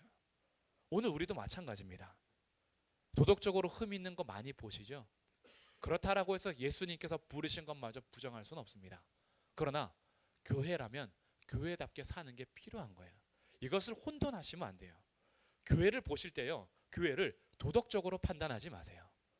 교회는 도덕적으로 판단되는 것이 아니라 그리스도 위에 서 있는 믿음의 고백 위로 판단하셔야 돼요. 그래서 처음 질문, 나쁜 교회와 착한 이단을, 한국 사회는 착한 이단을 선호합니다. 근데 교회는요, 이게 말이 안 돼요. 사실은 나쁜 교회라는 것 자체가 말이 안 되는데, 어쨌든 도덕적으로 흠이 있는 교회라도요, 착한 이단보다 선호해야 하는 것이 교회입니다. 아무리 착해도 영혼을 죄로부터 구원할 수 없는 이단의 교리는 영원한 형벌에서 벗어날 수 없게 하지만, 아무리 나빠도 예수 그리스도의 터 위에 서 있는 교회는 죄로부터 구원한 영생을 주는 메시지가 있고 말씀 위에 서 있는 교회이기 때문입니다. 그래서 우리가 회복해야 될 것은 도덕도 맞아요. 너무나 도덕적이지 않아서 예수 믿는 자의 옷이 없어요. 예수 그리스도로 옷 입은 자의 말이 아니고 예수 그리스도로 옷 입은 자의 행동도 아니고, 너무나 우리가 추하게 살고 더럽게 살고 옛 성품대로 살아서 도덕적으로 우리가 고칠 게 너무 많아요. 그런데 오늘날 교회가 더 개혁해야 될 것은 도덕적으로 사회 봉사를 많이 하거나 도덕적으로 깨끗해져라가 아니라 복음을 제대로 들어야 됩니다. 복음이 선포가 잘 되지 않아서 그래요. 지금 우리들도 주변에 보시면 20, 30, 40대 찾기 힘들잖아요. 옛날에 우리들의 교회가 그래도 부흥하는 시기에도요, 20, 40대가 방황하던 시절이 있었어요. 그런데도 그들이 방황하다가 다시 돌아옵니다. 왜 돌아오냐 하면 그들에게는 원색적인 복음이 심어져 있었어요. 예수 천당, 불신 지옥 있었어요. 요즘에는요, 이거 되게 무시당합니다. 예수 천당, 불신 지옥. 막 교양적이지도 않고 무슨 교회가 천당 지옥만 나누냐 하면서 천국과 지옥 자체를 말하는 걸 꺼려하게 됐어요. 그냥 좋은 말 해주고 이미지를 좀 잘 갖추어서 사람들이 거부 반응 없게 합시다. 처음 교회 왔는데 예수 믿으면 천국 가고 안 믿으면 지옥 갑니다. 거부 반응. 교회 못 가겠어. 이런 거 너무 거부감 있으니까 포장하기 시작했어요. 복음이 포장되기 시작하니까 죄를 심판하시는 하나님은 말씀으로 가르쳐 주지 않습니다. 우리의 기도에 그저 응답하시는 하나님, 날마다 우리를 도와주시는 하나님, 결국은 우리 잘되게 하시는 하나님. 그래서 하나님께 기도하면 다 응답되고 잘 될 것이고 긍정적으로 생각하세요. 믿으면 됩니다.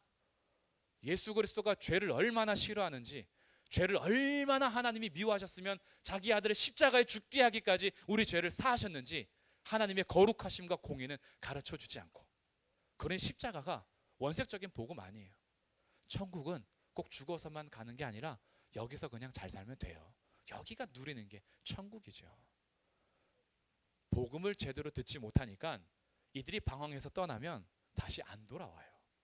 돌아올 이유가 없어요. 교회만 가서 잘 되는 게 아니라 세상 갔더니 훨씬 잘 돼요. 교회에서 그동안 기도했던 기도 제목들이 교회 떠나니까 응답이 더 잘 돼요.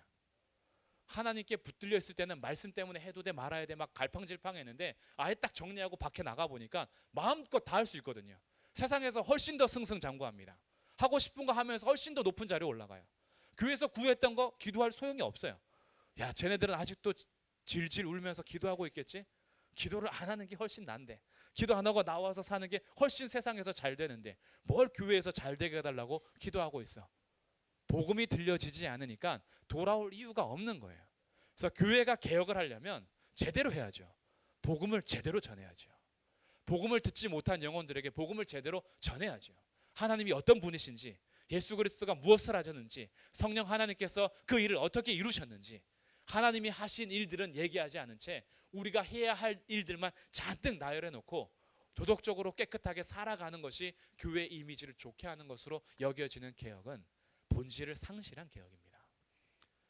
교회는요, 하나님의 복음이 살아있어야 되고 하나님의 말씀의 역사가 있어야 되는 거예요. 그 말씀의 성령께서 역사하실 때 교회가 든든하게 서가는 겁니다. 교회는 세상 따라가면서 승승장구하는 게 아니에요. 교회는 진리 따라서 가는 겁니다. 교회는 문화에서 뒤처질 수 있어요. 교회가 문화에서 뒤처졌다고 뭐라 하는 건 교회가 뭔지 모르는 거예요. 교회가 말씀으로부터 떠나 있으면 뭐라 하셔야죠. 성도들이 모여서 우리 교회 요즘 말씀에서 벗어납니다. 그것 가지고 싸워야죠. 교회가 세상을 앞서가니 못 서가니, 교회가 우리가 더 앞장서야 되는데 문화에 뒤떨어지니, 이거는 교회의 교회됨을 잘 몰라서 그럽니다. 세상의 문화는 다 사라질 거지만 복음은 사라지지 않을 겁니다. 세상의 모든 것은 풀과 꽃처럼 시들어 사라질 거지만 하나님의 말씀은 영원히 섭니다. 그럼 교회가 수호해야 될 게 뭐예요? 교회가 수호해야 될 게 말씀이죠.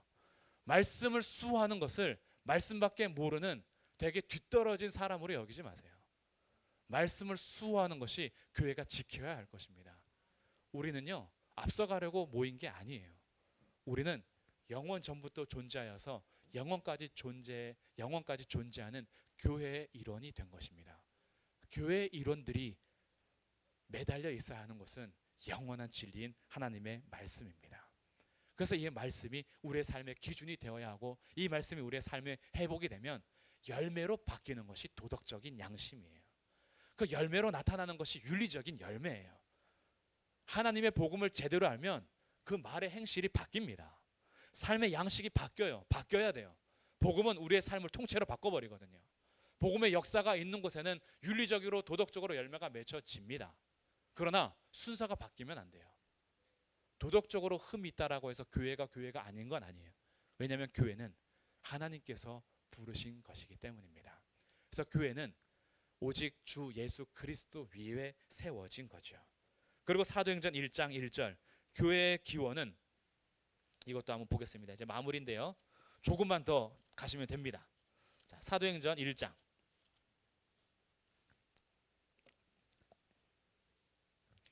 사도행전 1장 1절부터 3절을 제가 읽어보겠습니다. 데오빌로여, 내가 먼저 쓴 글에는 무릇 예수께서 행하시며 가르치시기를 시작하신부터 그가 택하신 사도들에게 성령으로 명하시고 승천하신 날까지의 일을 기록하였노라. 결국 데오빌로에게 먼저 쓴 글은 누가복음인데, 누가복음을 통해서 예수님이 하신 일을 다 기록했다라는 거예요. 그가 고난 받으신 후에 또한 그들에게 확실한 많은 증거로 친히 살아계심을 나타내사 40일 동안 그들에게 보이시며 하나님 나라의 일을 말씀하시니라.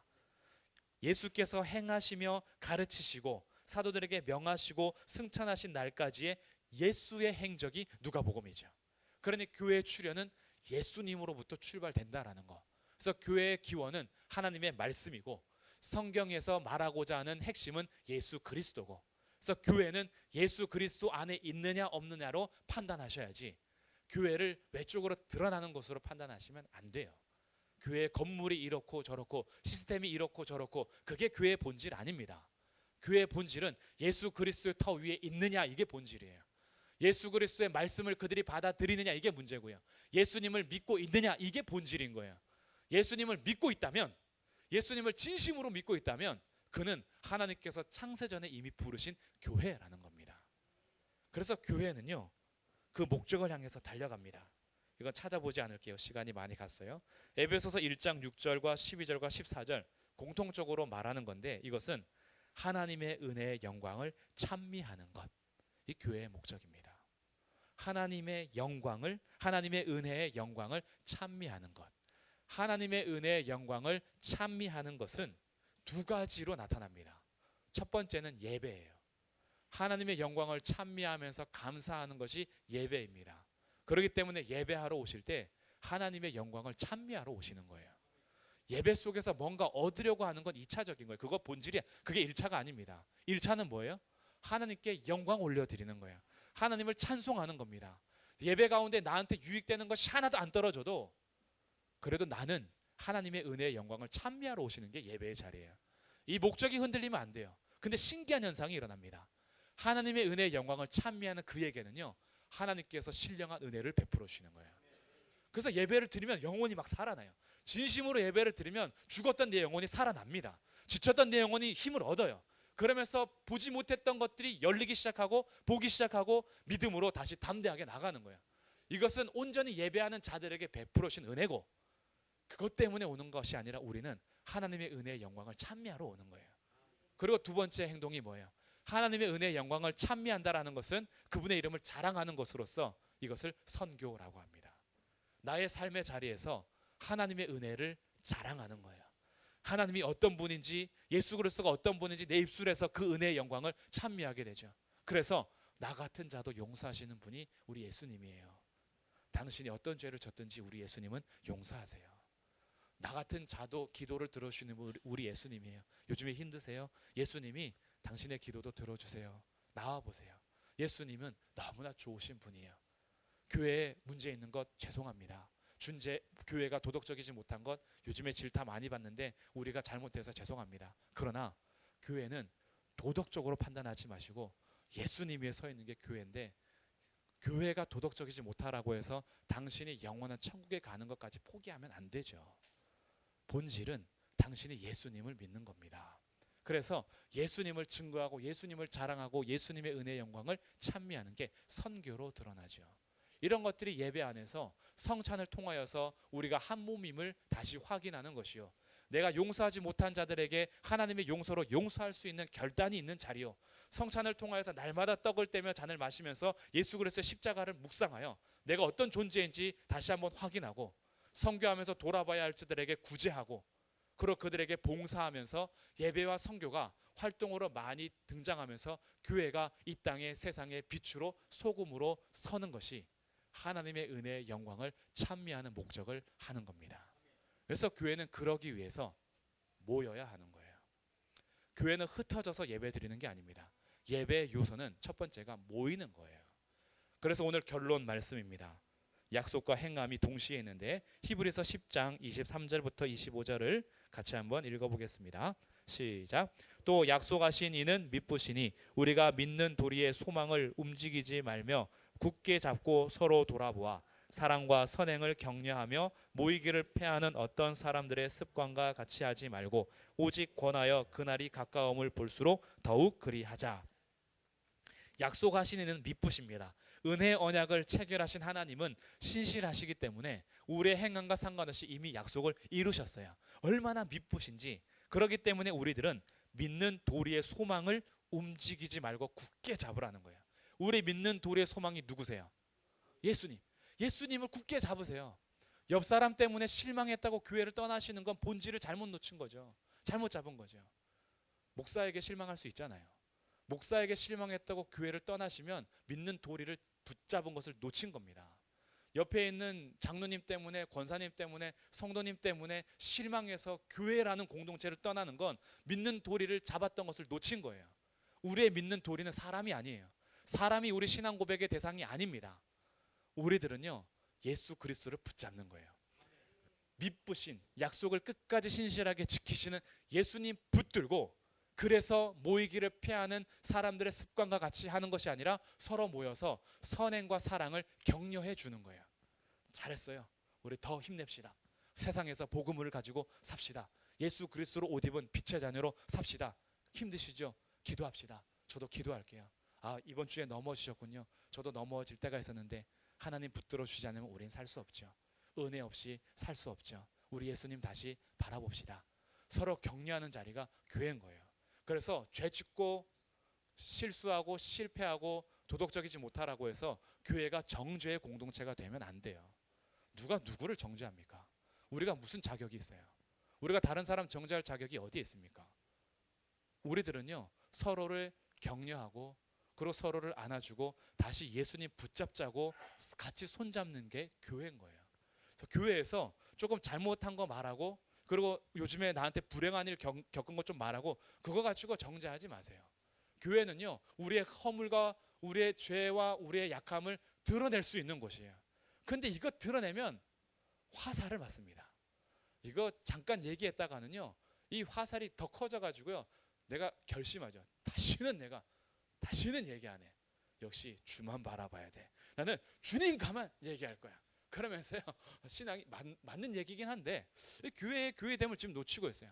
교회는요, 함께 모여서 격려하는 것이고 위로하는 것이고 같이 예수님 바라보는 것이에요.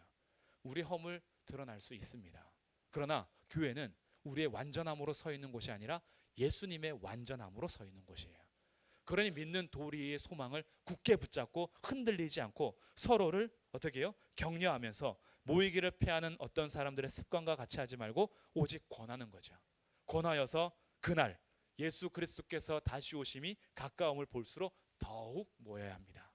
개인주의가 만연하고 물질 만능주의 시대가 만연한 이 땅 가운데 우리들은 서로 권하여서 예수님 오심을 같이 기다리는 공동체가 되어야 한다라는 거죠. 그래서 이제 우리는요, 복음을 더욱 전하기 위해서 교회에 모여야 합니다. 세상에서 들을 수 없는 복음이 교회에서 들려집니다. 교회 왜 나가야 해요? 교회에만 전하는 진리가 있기 때문입니다. 교회에서만 들려지는 복음이 있기 때문이에요. 그렇기 때문에 교회에 함께 모여 주의 말씀을 같이 나누고 주의 복음을 들어야 하기 위하여 우리들은 주님 다시 오실 그날이 가까움을 볼수록 더욱 모이기를 힘써야 합니다. 우리는 예배 드리기 위해서 모여야 돼요. 예배는 혼자서 개인적으로 드리는 게 아닙니다. 삶에서 예배자로 서지만 예배는 함께 모여서 아버지 앞에 은혜의 영광을 찬미하는 거예요. 그리고 함께 성찬을 통해서 주의 은혜를 다시 확인하는 거예요. 하나님 앞에 기도하면서 공동체가 같이 달려가는 것이고, 성도의 교제로 서로 돌아보면서 세워주는 예배가 있는 곳은 모일 때 가능한 거예요. 그래서 교회는 예배 드리기 위해서 모여야 합니다. 구별된 영원한 나라, 특별한 은혜가 쏟아지는 나라, 구속의 나라에서 구원의 은혜를 찬미하기 위해서 그래서 우리는 교회에 가야 합니다. 주의 영광의 복음을 전하기 위해서는 복음으로 무장돼야 돼요. 복음으로 무장하기 위해서는 흩어져 있는 각계 전투가 아니라 함께 모여서 성령의 은혜를 같이 받는 겁니다. 성령의 불이 성소에서부터, 성소의 은혜의 강물이 성소에서부터 주 보좌로부터 흘러나와 우리 가운데 생명의 강이 되어서 우리가 가는 곳마다 생명의 역사가 일어날 것입니다. 그게 시작되는 곳이 하나님의 임재가 약속된 교회라는 거예요. 교회에서부터 이 강이 흘러가는 겁니다. 그래서 교회로 모이셔야 돼요. 함께 나오는 겁니다.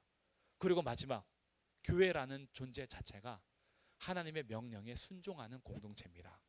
하나님께서 모이라고 명령하셨고 교회 일원으로서 함께 하라고 명령하셨기 때문에 순종하기 위해서 교회는 모여야 하고 우리는 교회를 가야 합니다. 그래서 교회에 가도 유익되는 건 없고 상처투성이고, 교회에 가도 나는 상처받고 아픔만 겪고 여전히 나는 가서 뭐 득되는 게 없어, 혹시 내 마음이 그렇게 무너졌을지라도 오늘 다시 잡으십시오.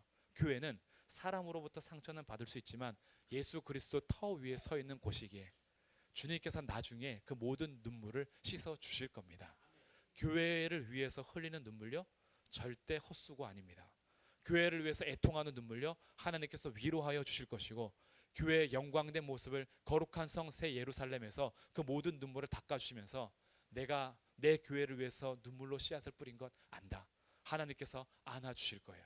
결코 교회를 위해서 수고하고 헌신하고 눈물 흘렸던 거 절대 이 땅에서 사라지지 않으니, 교회에서 아픔을 겪더라도 마음에 맞지 않는 사람이 있더라도 교회는 가야 하는 곳이고 교회는 모여야 하는 겁니다. 우리가 오늘 이 사경회를 통해서요 분명한 것을 다시 붙잡기를 원합니다. 교회는 다른 것으로 따지는 교회가 아니라, 교회는 예수 그리스도의 터 위에서 복음을 붙들고 말씀 붙들고 성령 안에서 세워지는 겁니다. 그래서 나의 믿음을 날마다 점검해야 되고 모이기를 힘써서 성령의 은혜를 누리셔야 합니다. 그래서 세상이 점점 교회를 가지 않는 문화를 형성하더라도 오늘 우리는 교회에 모이기를 힘쓰면서 하나님의 영광을 찬미하는 복된 교회가 되시기를 주님의 이름으로 축복합니다. 우리 같이 찬송가 한 장 부르고 싶습니다. 찬송가 부르고 기도 제목 한 가지만 가지고 기도하고 마치도록 하겠습니다. 찬송가 210장입니다.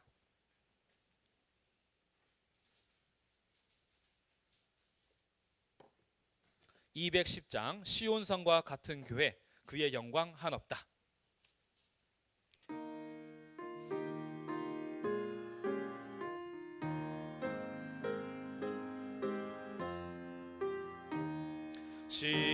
시온성과 같은 교회, 그의 영광